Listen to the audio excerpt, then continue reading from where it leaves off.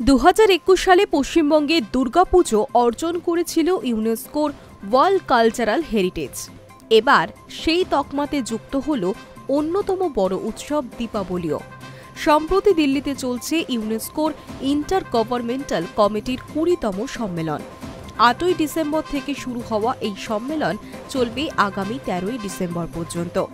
সাংস্কৃতিক ঐতিহ্যকে চিহ্নিত করতেই এই সম্মেলনের আয়োজন করা হয়েছে। বুধবার 10ই ডিসেম্বর দীপাবলিকে এই তালিকাভুক্ত করা হয়। প্রধানমন্ত্রী নরেন্দ্র মোদী এক্স পোস্টে লিখেছেন, এই খবরে বিশ্বের সকল ভারতীয় আনন্দিত ও রোমাঞ্চিত। দীপাবলি আমাদের প্রাচীন সংস্কৃতি ও ঐতিহ্যের ধারক। এটি আমাদের প্রাচীন সভ্যতার স্বরূপ।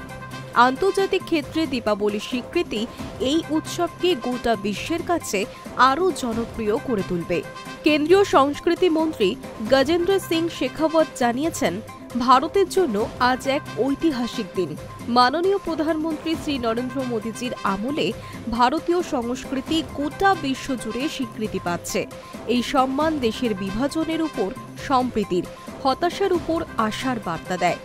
উল্লেখ্য, প্রায় সপ্তাহব্যাপী অধিবেশনের ৭৯টি দেশের ৬৭টি মনোনয়ন জমা পড়ে। ইউনেস্কোর তরফে জানানো হয়, অশুভ শক্তির বিরুদ্ধে জয়ের প্রতীক হল দীপাবলি। জাতি, ধর্ম, বর্ণ নির্বিশেষে সকলেই এই উৎসবে যোগ দেন। এই উৎসব ভারতীয় ঐতিহ্যের প্রতীক। প্রাচীন আধ্যাত্মিকতার সঙ্গেও এই উৎসবের মিল রয়েছে।